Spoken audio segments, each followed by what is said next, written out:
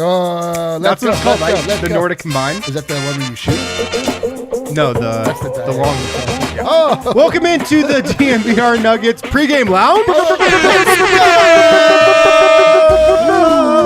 Good morning. Good morning. Or good afternoon, I guess. It still seems really early. We can call it morning.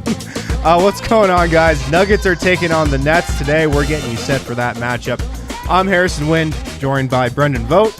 Happy to be here, fellas. I don't believe Steve Nash at all. I think they might trade James Harden, but I hope the Nuggets win today. Also joined by Eric Weedham. You know him as D-Line. That's right, guys. I missed. Did you miss me when I was not here on Friday? No. Did you notice I wasn't here? No. on Friday? I actually didn't. Okay. After the show, I said, was Eric in today? I said no. Well, that's not the ego boost I was looking for, but it's the ego boost I was given. Okay. So I'm ready for it. Let's go. I love it. Also joined by superstar James Harden, Dev Johnson. You know, like I am a disgruntled superstar. You are, yeah. But I mean, I'm kind of happy to be here. I like early starts. Let's just get this out of the way. If we're gonna be mad, we're gonna be mad. If we're gonna be happy, we're happy. But we get to go on with our day. So let's get to it. This is exactly how I feel about NBA basketball. Like, let's get it over with so we can just live our lives. Okay, then. All right. I'm excited for the game. Yeah, I'm ready to Nuggets are taking on the Nets today at Ball Arena. Denver trying to end this losing streak. Remember when the Nuggets won 5 in a row? Yeah, that was, 2020? It seems years ago. Yeah. But it was just like a week ago. Maybe the Nuggets can get back in the win column today. Let's go to game notes. My first note from Michael Malone's pregame call. Malone in another great mood today. Is this Michael Malone 2.0? I mean, has he totally pushed to the side the reactionary, uptight, bent out of whack coach and is now just embracing the dog days of the season and just has a nice zen to him now? I think this has everything to do with the weather outside. I think Michael Malone is like a lizard. He's cold-blooded, but he's cold-emotioned. And when it's bad outside, he himself shuts down. Today, beautiful. Wow, I'm the same way. Look science. At me. Yeah, Look you're at me. glowing today, man. I don't know what I know. happened. Look at me. I think I put some fake tanner on. Maybe that's what's changing everything. But I feel great, guys. Do you have any inkling as to why Michael Malone's mood is suddenly just glowing? I just think he's making a concerted effort. And I do too. I think that will probably expire at some point. It's bound to. But, he did say a few games ago, I've just got to calm the hell down. And I wonder, he texts his dad a lot. Is that something his dad told him? Is that something the players told him? Like, hey, man, we're white-knuckling through a pretty rough season here. It's not helping. So I do think it's a concerted effort. I don't think it'll last, Ev. I think that there's 2 reasons that he's excited today. One, Aaron Gordon is back, so he feels like he has a little bit of there we defense. go. That really will change like your idea of it. 2, while they are streaking in the wrong direction, as are the Nets, Yes. who are on a 7-game losing streak. So when you get to play against a team that bad, you're like, you know what? Things are going to turn around today. This is a good day. When the inept force meets the immovable object, Yeah. who wins? We'll find out today. We'll find out. On that note, Aaron Gordon and Austin Rivers are back today. Big dog. Hallelujah. Hallelujah. Hopefully that helps out the Nuggets defense, which has been 29th, I think, over this 3-game losing streak. Christ. For the Nets, James Harden is out. Kevin Durant's out. LaMarcus Aldridge is out. They've lost 7 in a row, like Dev said. 5 of those losses have been by double digits. They are down so bad right now. We'll get to the James Harden side of this in a little bit, but the Nets are not in a very good place at all. They're also on like this West Coast road trip. They played in Utah. Now they come to Denver. It's not looking great. I mean, this is a game Denver should definitely get. The Nuggets had what Michael Malone said was a very good film session yesterday. Malone's frustration right now, he says, is they've played 52 games, and he says it's been the same film session after all 52 games. They're still making the same mistakes. Bad transition defense, nobody shrinking the floor and giving help, and he wants somebody to hold everybody accountable. I thought this was interesting. He asked, does anybody step up during those film sessions and hold players accountable, each other accountable? And he said no at times, but not nearly enough.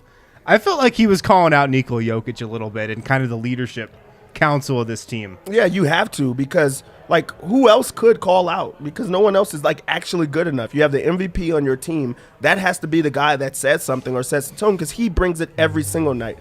If you have a guy like Jeff Green that's setting the tone with everyone else, they're going to be like, what have you done lately? How are you the one telling me what I have to do? So it makes it tough. Like, there's pecking order in every single group there is in life. So he's at the top of the pecking order. He has to be the one that says something. Also, he's the best player. Curious, where am I in the pecking order? Yeah, I was going to ask. Yep. Where's my pecking order? I need to understand because technically you're a boss, but yeah, I think are you right. my boss or are you just a boss? I am all of your boss, but That's what you think. also at the bottom of the pecking order on one of our shows, of which we have many, very confusing. yeah, that sounds right. It is actually very, very You are at the bottom. You are in You are charge. the though. boss. It comes back around, and you're on the show. It's like an upside down totem pole. Yeah, very confusing. Anyways, I was, with Jokic, I mean, there are so few valid criticisms of Jokic, especially this year. He is demonstrative on the court. His body language towards teammates, not always great. Is he entitled to frustration? Absolutely. But here's my point. Throwing your arms up on the court doesn't help as much as maybe speaking up in a film session. Speak your mind. Help these guys see the game the way you do. They won't get it instinctually, but maybe they can learn, and so take those opportunities. And then last point, don't want to derail that question, but I was a little surprised not to see them practice yesterday, at least officially. Maybe they did. But, so few practices have been a big story this season, and they didn't go yesterday. yeah, maybe they had an optional shoot around that was Right. actually required, and if Yeah. you don't go, you're like, who's not showing Do up? you think? I always wonder about this. Do you feel like there's still is a little bit of a language barrier with Jokic? Like maybe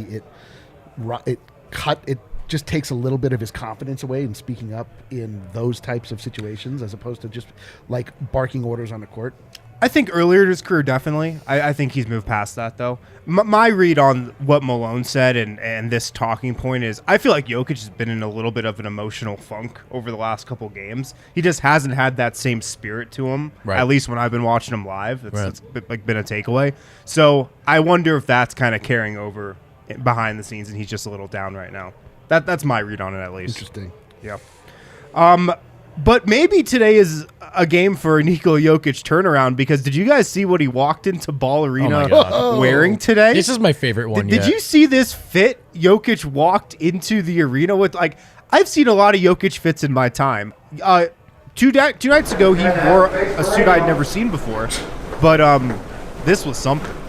You know that meme of a guy walking into the courtroom just staring down everybody? That's this thing has gold. Yeah. Yeah, by the way, is this felt? Is this leather? Is this that a velvet? It's beautiful. leather jumper?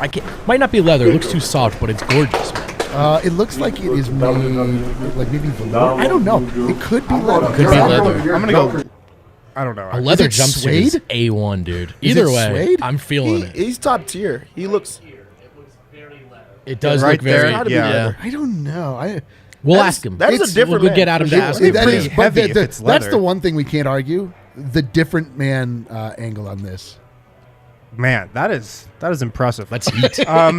Another note I had from Malone's pregame session, he was talking about Cam Thomas, and he said the Nuggets discussed Cam Thomas a lot Hilarious. leading up to the draft.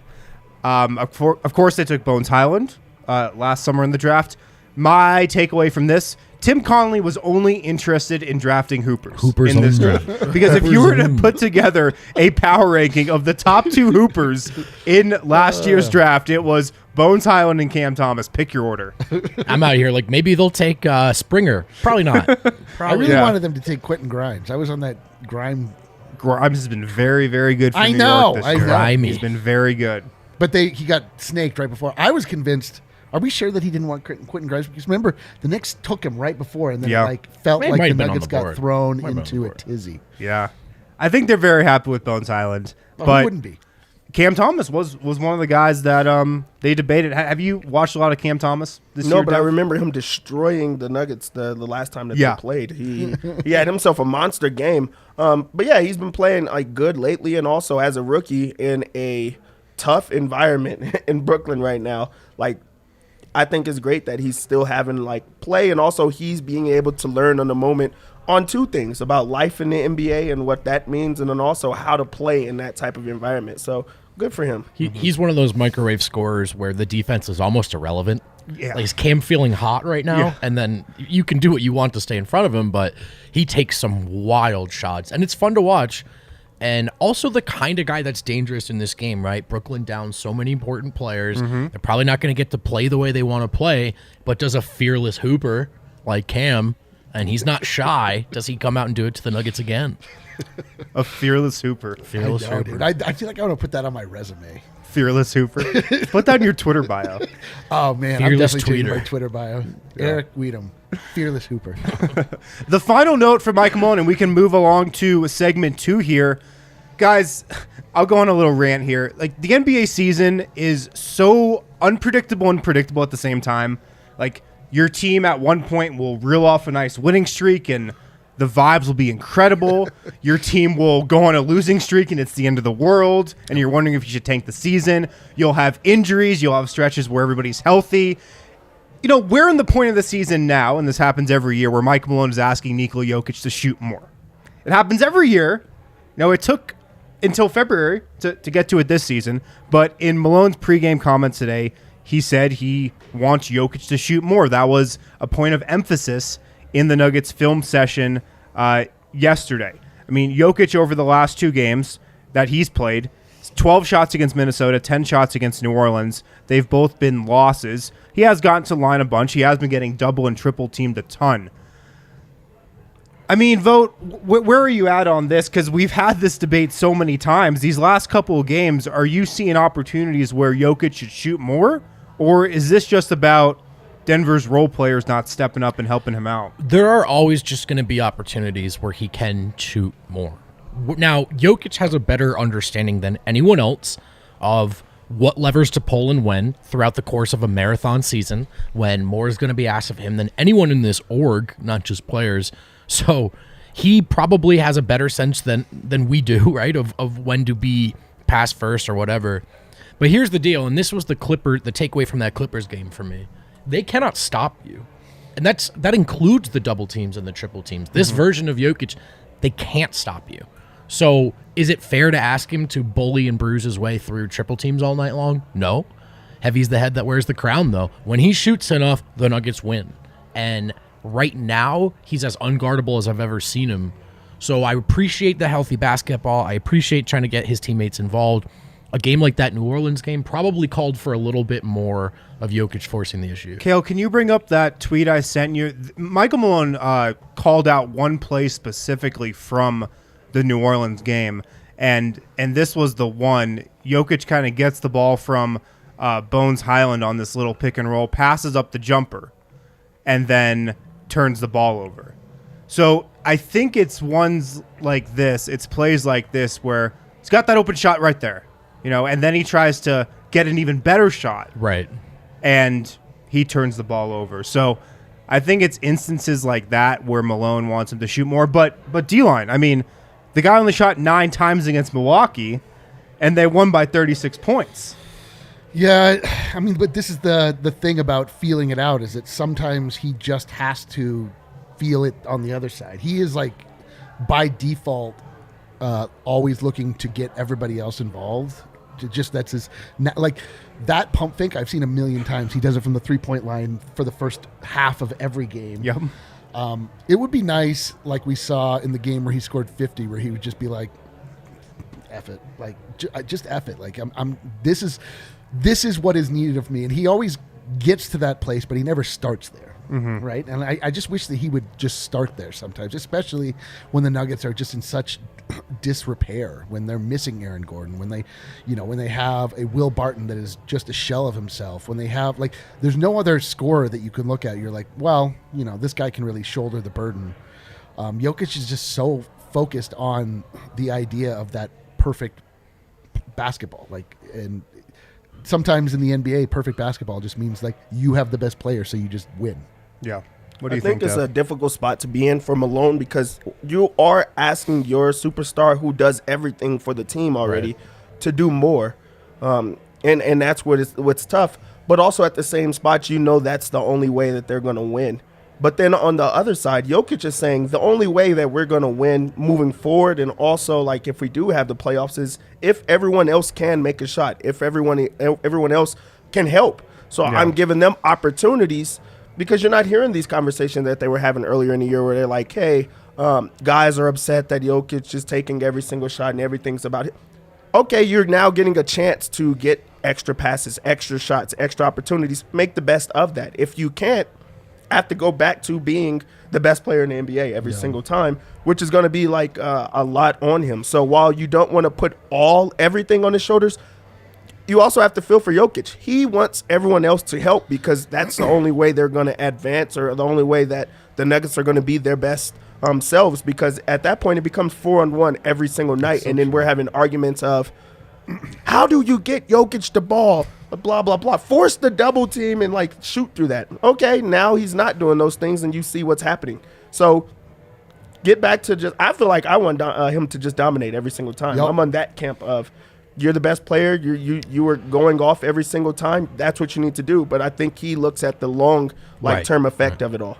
And he's probably right to, but this year more than ever, Dev, to the point you just made, I've looked at Jokic and thought – if he wanted to, I think he could lead the league in scoring, and or some version of most efficient, high volume, and he's already close to it.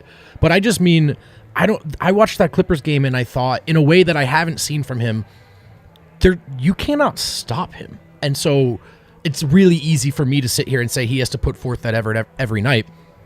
There's middle ground, though, and I think he could do more than he did against New Orleans. Definitely. I feel like if he started scoring right away, it would then make his facilitating even easier. If everyone believes he's going to be shooting right away, like, not only would the double team come like it does anyway, it would come right away. There would be cutters available. There would just, so I don't know. I feel like he's being too humble as per usual. Yeah. Vogt, you ask if he can lead the league in scoring. Like, I absolutely think he can. I mean, he's averaging 26 per game this season, and he's gotten double and triple team this year, unlike he ever has in his 7-year career. I mean, the amount of focus he has from the defense, the amount of double and triple teams he's faced this year doesn't even compare to the last couple of seasons, in my opinion. I think it's really ramped up to an incredible degree, just the amount of focus he gets from the defense every single play. No question. So I think Jokic has approached this year, like, very well, and I wonder if this is Malone kind of trying to get him out of this little emotional funk that I think he's been in over, the last couple of games, because, look, he's been getting a double and triple teamed all year. I don't think these last couple of games have been any different from, like, the entire season. Yeah. And he's found a way to get up more shots in the past. So I think today's going to be really interesting, just in the case of, does Jokic respond by trying to shoot it every single time? Right. Or do we get something else? By the way, these down Jokic games we're sort of talking about, still like 25-plus point near triple. He had 25 doubles. points last night or 2 nights ago. We're talking about shots. Nitpicking, arguably, and in my opinion, definitely the very best stretch of his career. But this is our point. I think he's virtually unstoppable. So feel free to be aggressive. You know what I would tell him to get out of an emotional funk is to come out and hang out with you guys here at the DNVR Bar. I was feeling as low as possible, and then I saw the three of you, and now I'm ready to hoop it up. Yeah. My last thing on this, I think there are games when Jokic totally can take 10 shots, and that's when the Nuggets role players are feeling it. Sure. When they're hitting shots, like they were against Milwaukee. Against New Orleans, when Will Barton's your second leading scorer, or with your third leading scorer, and Monte Morris gave you something, but nobody really chipped in other than that, it's probably a game you got to go for 30-plus. Yeah. For sure. Yeah. Feel so sheepish spending an entire segment criticizing Jokic, but it's a good point. And I think that Malone sees it. It's definitely something to watch for tonight. Yeah. Let's move on to a disgruntled superstar update. Wait. I don't think that they actually understand what this one was about. So I wanted to throw this out. Do we have a disgruntled superstar on the set? Hang on a second. Look. I'm not happy. I'm not happy here. Oh. There's just so many things that we could actually get to. Eric is not the same as he was last year. This is supposed to be a closed-door meeting. No, wait, listen. Eric's not the same that he was before. Harrison, you're on the show a lot more this year. That says a lot. Wow. You don't wear flower shirts as much as you should. That's and Adam, he wants to talk about his haircut and his dogs all the time and birds. Wow. I'm tired of hearing about it. You guys don't like hearing about my arguments. My relationships. And I was just in a relationship, just like the Nuggets. We're streaking in the wrong direction. I just don't understand what we're doing here. Kel, you add all these cameras. I don't get enough airtime. Like things aren't going in the right direction. You forced your way here, by the way. James. I mean, Dev. We want to make this work, though. We want to make this work. I mean, we've got a super team here. We can contend this season. What can we do anything to repair this relationship? Start putting the offense around me a bit more. Oh, that's really what it is. Like we don't talk about Kyrie Irving enough and his decision to not play. I came over here for us to be the best team in the league, and one of our guys does not play a lot. No one's forcing him to play. Adam believes he's Kevin Durant. It's a D-line. He's Kevin Durant. Yeah, so it's just really awkward. All he means is I hurt my Achilles. If we put a single shot camera on you for every post game show, would that make you more inclined to stay? Yeah, the extra cameras. Do you want to know what the first idea of the extra cameras was for? They called it the Vogt cam. That's what it was actually called for. We set it up to just sit on Vogt the entire time. Why not me? Why can't I get a little bit more of that? So I think we need to do better of that. You know? Okay, here we go. Look at that. You ask and you shall receive. Hey, how's it going out there, y'all? We do it live over here. Dev, I got to tell you, I feel that we have capitulated to most all of your demands. I don't know what else we can do. Adam can't be here because it's a home game, so he's out, obviously. But it's difficult for us to focus on you specifically when there are so many powerhouses here on this team. Can you find a way to fit in? Why are you so disgruntled? I guess you could trade me. Like, really. I know that they just got a PH and X. Maybe you could do something else in a city that I like. I like Miami. I like Miami. Everyone else talks about Do you like Philly? I like Philly. I mean, they have another guy that's I'm gonna have to share with. But I mean, at least like all the attention is gonna be on me when it's not on him, and that's what it's about. Like, you guys are a good team, honestly. You guys are great when everyone shows up. But there's so many things. Aren't you out this week? Like, there's things that come up with you guys that I just really don't understand. If we're gonna be a team, we need to be a team. Mm-hmm.